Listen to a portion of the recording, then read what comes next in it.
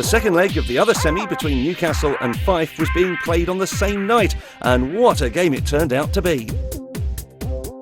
Both sides to see if they can get a score on the board, and there might yet still be time for it as Newcastle have the puck, and this is Paul Ferrone. Ferrone shapes to shoot, it's bounced away by Hay, who was off the ground, off the ice as he managed to clear that one. He was about 18 inches, 2 feet off the ground there. He had to get up that high, Andrew, because it would have hit him in the face basically, so he jumped up to take it off the chest protector. The referee's calling a penalty on Ruggles. He's going to call a roughing penalty. He got his stick up a little bit in the face of the Fife player. A bit of a marginal call, but what the referee's saying here is, I'll let things go when the movement and the flow is back and forth, basically. Now the breakaway. It's led by Jonathan Weaver for the Vipers. He's looking for support, arriving there, trying to get onto it is Longstaff. Johnson had got forward as well. It's broken up though pretty quickly, and Fife will try and clear away. Medak trying to knock it towards mid-ice. Doesn't really work out there, and Trumbly in with a very high stick, and I think he's going to be called for that. The play continues for the time being with Fife in possession. It's got to be cleared away still, and it has been cleared away, but I'm sure that Trumbly is going to have a bit of a holiday for what he did to Drew Volk. Well, Andrew, I've got to say the referee didn't call it right away, and I'll tell you why. The player skated into the stick. It's an accidental type of play, but because the stick is up in the facial area, the referee has deemed it necessary to make the call the penalty. Still then, Newcastle trying to see what they can do here through Beveridge. Beveridge has got the puck trapped there. He's trying to hope it'll break his way. Still Beveridge trying to see what he can do. Home fans saw that he was held there. And the play continues for the time being. I don't think there's going to be a call there. Referee has called it, yeah. Now he's calling a penalty against the Newcastle Viper, preventing his anger against the Fife player, because the referee was reluctant to call the actual penalty. At the time, it was an obvious holding on Matt Beveridge, who's going for the net to score. Because of his frustration, he then knocks the stick out of the Fife Flyers' hand. And one early on in this period as well. They didn't profit from either of those. They're going to try and profit from this one, and bringing it forward for them is John Hay. But what a hit! Went in there. That was Chris McAllister, and John Hay knew all about that one. Well, McAllister isn't going to back down from anybody. There's a penalty against David Longstaff, and it looks like it's going to kick off here, Andrew. Well, it looks like both sides. Just a little bit of tension creeping into it. It was two consecutive very powerful hits. I think Longstaff first.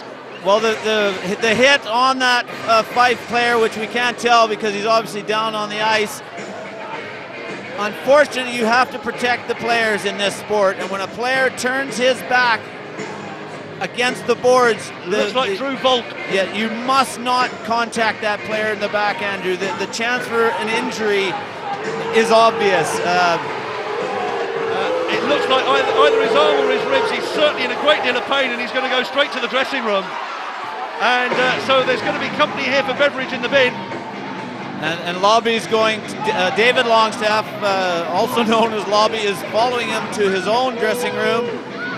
He's actually consoling the player. David Longstaff is a gentleman on the ice. He's known throughout hockey as a quality player.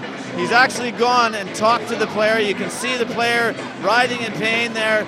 Longstaff has gone over him to say, you turned at the last second, I had momentum, I wouldn't have hit you from behind. I don't think I've ever seen David Longstaff do that, let alone Matt Beveridge do what he did. Left, back to Kuznick. Kuznick for Fife, back to Medak. 4 seconds left on the first penalty, 2 seconds. That's one of the penalties killed. One of the penalties done and dusted. Kuznick with the shot. That's just wide from Saul. And a huge hit goes in. That was Sean Johnson making sure straight away that he got stuck in. It's getting pretty desperate out there. Bodies are flying. There's an open play in front of the net. There, and a goal scored. Morrison set it up. And the goal has been scored for the Fife Flyers. And it's a goal for Kuznick, the defender. Greg Kuznick getting forward, and he's tied it up on aggregate. 1-0 on the night to Fife. From their own defence with the first minute ticked off in the third period of this final second leg. 2-2 on aggregate as Paul Ferrone comes forward for the Vipers. Ferrone can't quite link up there with Beveridge. He's going to break to this near side. Leach is there. The puck high in the air, but it stays on the rink. Had a bit of backspin on it, Andrew. A lot of backspin. Ruggles is trying to go there against both Saul and also trying to lean in there against Lee Mitchell. Play comes away though for the Fife Flyers, and there's space there for Saul. Saul tries to get the shot in, and it's gone in. He kicked that puck in. The referee hasn't seen it. Referee is, what's he going to do here? Saul is celebrating, but there's going to be a conference of the linesmen. Absolutely, he's going to talk to his linesman. The goal light has come off. Saul thought he'd scored, but he may well be disappointed here. The referee is asking the linesman, what have you seen? The referee didn't have a good vantage point because he was behind the player when the player slid into the puck and appeared, I must say, Andrew, to flick his leg and kick the puck. Well, he had the first shot, but he was losing his balance as he took the first shot, and then he's trying to go for second helpings, and that's where the fun started. Yeah, I think it was a kick-in. Morrison's down there having a bit of a laugh about it. The referees need some privacy. The players should just get out of the way. All they're saying is, yes, it's in. No, it's not. Yes, it's in. It's a he said, she said situation.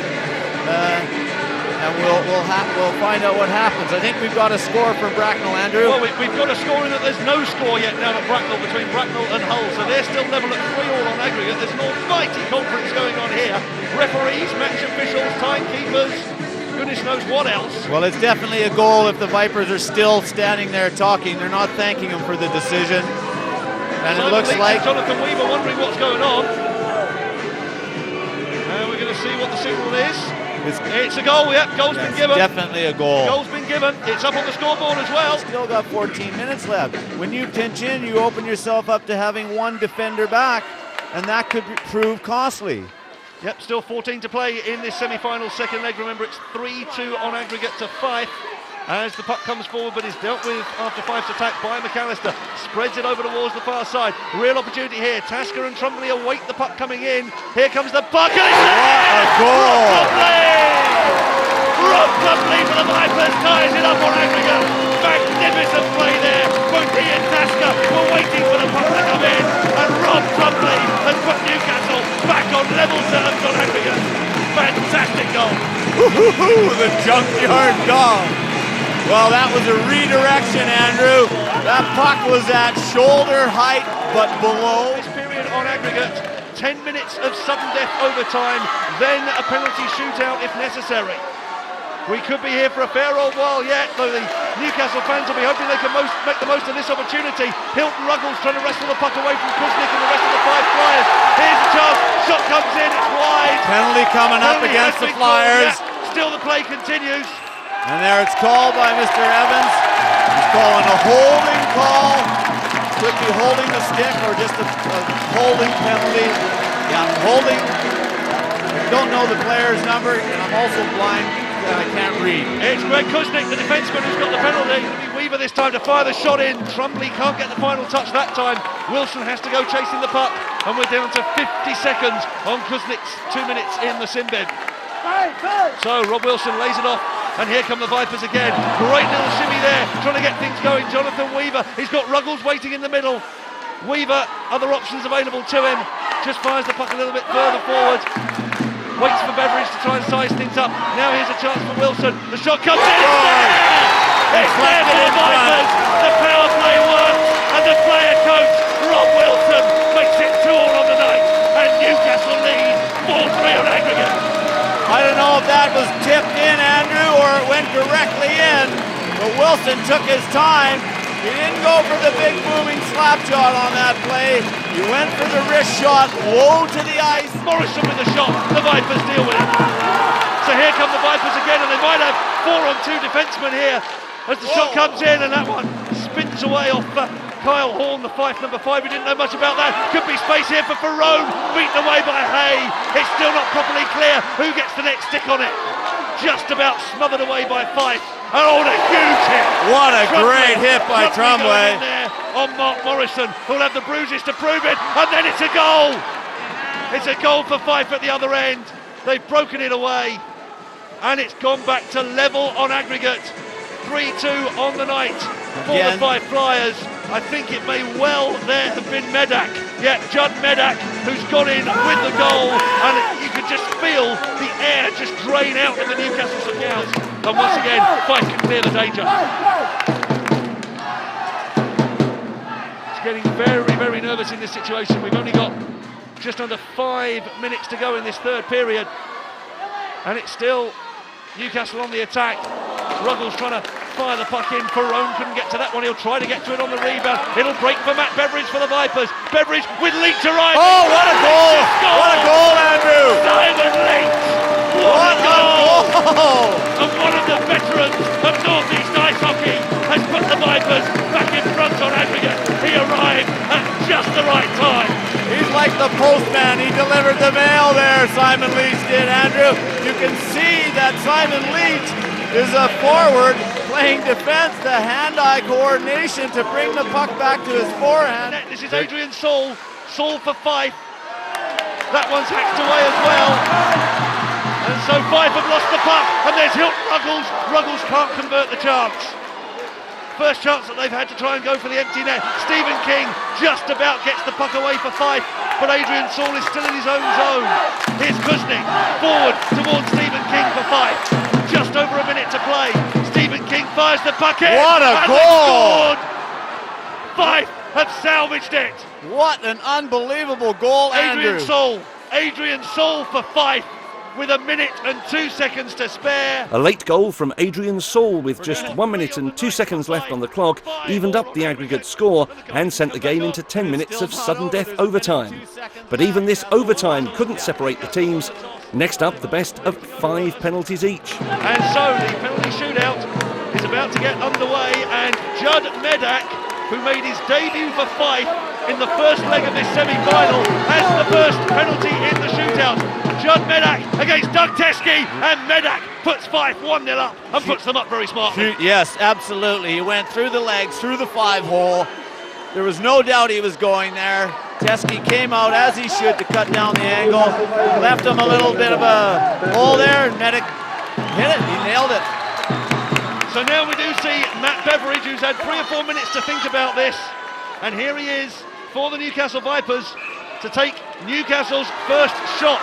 Matt Beveridge against Scott Hay. Here comes Beveridge, and Beveridge scores! Brilliant goal, brilliant goal. I think he did the exact same thing, which is a lot. What they'll do, Andrew, in this situation is they go for the highest percentage shot. If they see a small gap between the pads, they go for the 5-hole. He's also gone for the 5-hole and scored. No great surprise that Adrian Saul, who's been so good in this game for Fife, takes the next shot for the Flyers. So here comes Adrian Saul against Doug Teskey, and Teskey saves! Teskey saves, and Newcastle will have the chance to go ahead. What he did there, Andrew, is he shot the 5-hole, and that's what they're going to do. They're going to go for the easiest, if there is an easiest shot. Teskey presented the hole, shot the 5-hole, basically shutting that opening down. Hit him directly in the pads. And so here's a chance now for the Vipers. It's Paul Perrone, and Perrone has scored! What a goal! Paul Perrone for the Vipers. Newcastle lead 2-1 after 2 rounds of the shootout. Perrone went, he did the head fake, he faked to the 5-hole, took the puck to his backhand, backhanded it high on the blocker side over Hayes' blocker. Latest update on Helena Spotter is that she's nearly put her left shoulder out, punching the air with delight. In the meantime, here come the Fife Flyers. It's number 18, it's John Haig, and he scores! Haig's gone for the 5-hole again. So that's 2-2 midway through the 3rd round. It's almost predictable, Andrew. They're going for the easiest shot. Again, not suggesting it's easy, but the highest percentage shot, it will hit the goal. Jonathan Weaver for the Newcastle Vipers. The number 14 brings the puck forward. Weaver, oh, and he's missed as well. Great save. It's back to level pegging. Great A save by Scott Hay. Jonathan Weaver, 28 tomorrow. Could he have just ruined his birthday? Well, we'll see. We've still got a couple of shots left. He's not worried about scoring the winning goal, just being on the winning side. Where are we at, Andrew? I've lost track. 3 shots each, 2 goals each. The Fife-player coach, Mark Morrison. He's the next one to step up. Morrison, and Teskey denies him. Mark Morrison, Fife-player coach, can't beat Doug Teskey. And once again, Newcastle will have a chance to take the lead. Andrew, I've got this feeling that the word sudden death is coming up again. We've just seen the Fife-player coach miss. Here's the Newcastle player coach, Rob Wilson, a goal in regulation, and now he's stepping up to see if he can put Newcastle ahead. Rob Wilson, and it's saved. It's saved by Scott Hay. Neither player coach can score. 4 shots each, 2 goals each. We suggested that 3 might be enough to win it. That could yet be the case. Absolutely. We suggested 3. I thought 2 out of 5 would be what would occur. And here we go with the final shot. Greg Kuznick for Fife at 2-2, starting the 5th and final round of regulation penalty shots. Kuznick against Teskey, and Teskey saves again! Oh, here we go. Can the Newcastle Vipers take advantage of their coin toss by opting for the last shot? Simon Leach, the Whitley Bay boy, is going to take that shot. Simon Leach, who settled this shootout at the comparable stage last year, who's had a fantastic match, who scored the last of the Vipers' goals in regulation. This is to put the Vipers in the Winter Cup final for the 3rd year in succession. It's 5-all on aggregate from the 2 legs. It's 2-all in penalties, but Fife have had all 5 of theirs. Hayes doing little delay tactics there. Newcastle have their 5th penalty coming up now.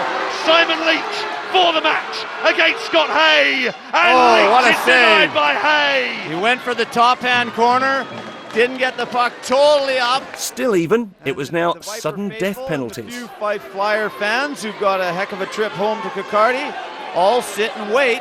Well, Medak's back on the ice, so by the looks of it, in that case, if we're going to see Medak here, it's open house for Newcastle, but who takes their 6th penalty? But shot number 6 for Fife definitely is going to be Judd Medak. Here we go, sudden death penalty shots. He went in the 5-hole last time. Here's Medak, and what a save! Teskey save from Medak, and once again Newcastle will have a shot to win this semi-final. In our ear, the director's saying, gotta score. He knows it, we know it. Matt Beveridge knows it. Every person in this arena and watching it knows it, that this is the one that we need to put in. Judd Medak first scored and then missed. Matt Beveridge first scored. He's got it! The Vipers are going on! And the Newcastle Vipers are going through to the Winter Cup final for the 3rd year in a row. 3-2 on a penalty shootout after 5-all on aggregate.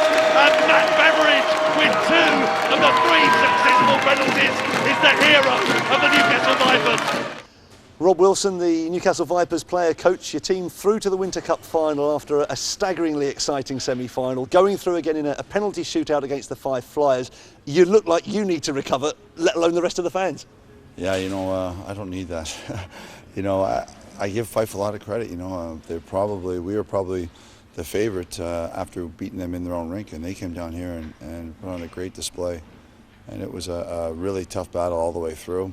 In overtime, both teams had chances, and then I went into penalty shots. And some guys did great. Obviously, Matt Beveridge scoring 2 goals, which one was a winner in the overtime there, and then Dougie and net. Great job by both of them and by everyone else. It's particularly difficult to score in an ice hockey penalty shootout. I don't think we can underestimate for Matt Beveridge to score 2 out of 2 in such a tense situation like that is extraordinarily good. Yeah, in football, you're probably your favored. The shooter's favored. In hockey, the goalie's favored by a long margin. So for Bevy to score 2 and 2 shots going into sudden death there with all the pressure on him, in his home rink too, probably he was very cool and everything. It was a great job. So much happened in regulation, particularly the end of the second period and the whole of the third period. David Longstaff out of the game for the 5-minute and game misconduct penalty towards the end of the second period. How much did that affect you, and did you think it was a fair decision at the time? Well, I'll have to watch the video. When you're playing, it's hard to see. I do most of my things when I check the video, and I'll make a judgment on that then. Losing David's a big loss, but Michael Tasker took his position and did a great job, and that line got us going in the third period there and scored the first goal for us. So they came through for us, and it's tough. I think we came out of it only allowing 1 goal in that shorthanded time there. We were shorthanded, obviously 5-on-3 for about 1 minute and 40 seconds as well. So, it was really, really tough grind, but we got through it. We only allowed 1, and then the tie was tied, and it was a battle right to the end. Well, here he is, the Newcastle Vipers hero, Matt Beveridge, 2 out of 2 in the penalty shootout. Did you really think you could do that at that stage of such a nerve-wracking occasion? It's tough to say. It's very fortunate to score both of them. Their goalies played well against us all season, and as I say, it's just, thank God they both went in. It was really nerve-wracking for you because the first penalty, I think a lot of people thought you were going to go first rather than the opposition. You were out on the ice for 2 or 3 minutes thinking about it. Yeah, I didn't really know what was going on. I asked Coach Wilson, and he didn't really have any answers. I don't know what the refs were doing. If they were a bit confused, I don't know. I have no idea. An exciting match, though, throughout the whole game. It was an exciting game even when it was scoreless, and then it totally exploded towards the end of the second period and right through the third period. Yeah, definitely. We knew it would be a tough game. They have a very good team, a lot of talent. Great goaltending, so we knew we were in for a battle. Unfortunately, it was that big of a battle, but we pulled through and we're in the finals. That was our goal from day one, and hopefully we can win it again.